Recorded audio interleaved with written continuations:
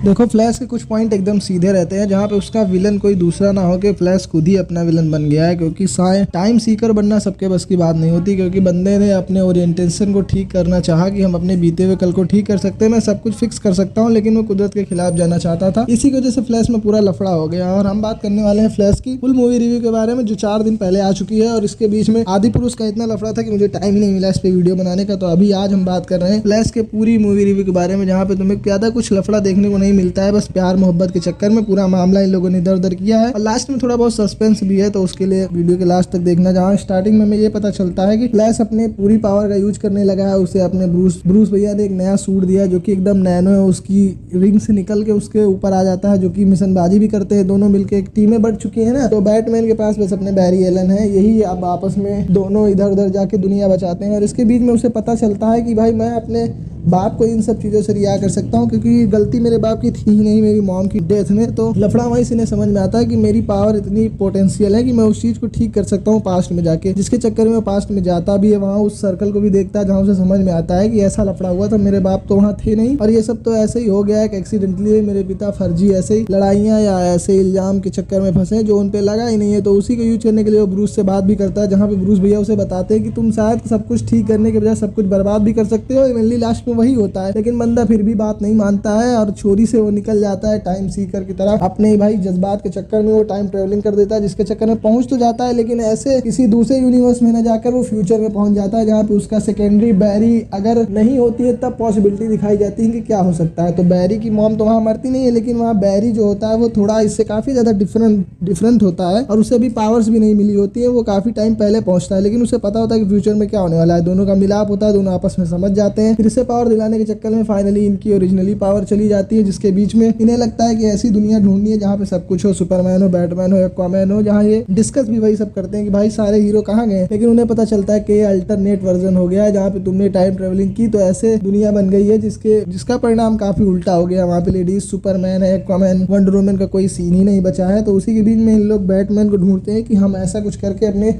पीछे बीते हुए समय को ठीक कर सकते हैं, फिक्स करने के लिए कोशिश करते हैं। यहाँ पे इन्हें क्लासिक वाला बैटमैन दिखता है, और यहाँ पे जॉर्ड भैया की एंट्री होती है, फिर इन लोग उसे बचाने के चक्कर में पूरी टीमिंग के साथ थोड़ा फाइट देखने को मिलता है 3 ही लोगों की, लेकिन उसका कोई मतलब नहीं होता है, यहाँ सब मारे जाने वाले होते हैं, क्योंकि ये यूनिवर्स ही एकदम एंड पे होता है, इसे खत्म होने वाला होता है। इसमें बैटमैन भी मारा जाता है, सुपर गर्ल भी मारी जाती है, लेकिन अपनी जो सेकंड वाला फ्लैश होता है जो कि पास्ट का लगता है, मतलब उससे कम उम्र वाला, उसे लगता है कि मैं सब कुछ फिक्स कर सकता हूँ। इसी के चक्कर में वही डार्क सीकर बनता है, जो कि स्टार्टिंग पॉइंट में फ्लैश के उस टाइम ट्रेवलिंग में घुसते समय धक्का दिया था। ये वही वाला फ्लैश होता है जिसे टाइम सीकर तुम समझ सकते हो, स्पीड सीकर समझ सकते हो, वही हो जाता है, बनता है। और वो पता नहीं कितने वर्षों तक वो प्रैक्टिस करता रहता है कि मैं इस टाइम को फिक्स कर दूं, लेकिन ऐसा कुछ नहीं होता है। फिर लास्ट में अपने बैरी एलन भी बताते ही हैं कि कुछ चीजें जो होती हैं उसे हम ठीक नहीं कर सकते हैं, तो फिक्स करने के चक्कर में सारा लफड़ा हो गया, जिसका फल बस इतना निकलता है कि जब लास्ट में उन्हें दिखाया जाता है तो वो फिर किसी अनदर यूनिवर्स में हो जाता है। इससे समझ में आता है कि ये लोग अपनी लफड़ा यही नहीं रोकेंगे, ये अपने फ्यूचर की प्लानिंग ज्यादा कर रहे हैं। जब हमें फ्लैश 2 देखने को मिलेगी या कोई बैटमैन या कोई भी सीरीज देखने को मिलेगी, तो उसमें समझ में आएगा कि फ्लैश ने क्या लफड़ा उधर किया था, और क्यों ऐसा हुआ कि ये अपने ओरिजिनल यूनिवर्स में न जाकर किसी दूसरे यूनिवर्स में जा चुका है, जहाँ इसके बाप की रिहाई हो चुकी है। तो ये सब लफड़ा इनका यही चलता रहेगा, ये यूनिवर्स में भटक चुका है। इवेंटली जो इनका फ्यूचर प्लान आएगा वो तो तुम्हें अलग यूनिवर्स को दिखाएगा, जहाँ पे लफड़ा कुछ और होगा। ये बंदा यूनिवर्स की तरफ कूद गया, क्योंकि डीसी की जैसा स्टार्टिंग कर रहा है, एक्सटेंड कर रहा है, वो सीधा मल्टीवर्स लेवल की मूवी बनाना चाहता है। जैसे तुमने शज़ाम भी देखा, उसमें भी मल्टीवर्स वाला थोड़ा लफड़ा देखने को मिला। ब्लैक एडम, वो सब एकदम